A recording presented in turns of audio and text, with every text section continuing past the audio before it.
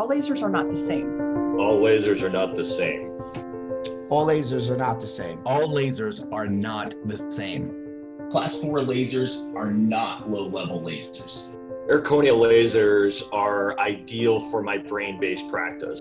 What I like most about the Erchonia lasers is their difference maker. Our practice, Erchonia lasers have actually saved it. I was struggling before I had them, and now our practice is bursting at the seams with new patients by referral only.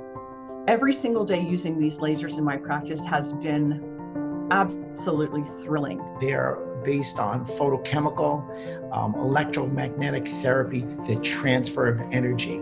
There's no deleterious effects to the use of these lasers. They are elite lasers based on research, and even more so than that, they give the ability to imbue the body with energy and heal the body from the inside out. Class 4 lasers can't be categorized in the same as the low-level laser therapy because it's not a photochemical effect. And when we're dealing with especially the neurological structures, it's really important that you have ideal dose and non-thermal activity, and so that you're really focused on photochemical effects.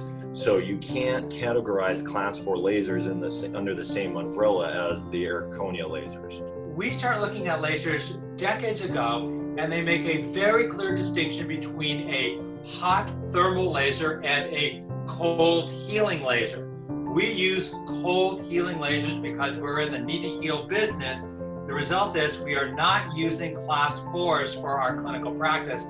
I can't imagine practicing without the Erchonia laser. It's been a transformative addition to my practice. For all musculoskeletal practitioners, I believe owning an Erchonia laser should be part of their armamentarium.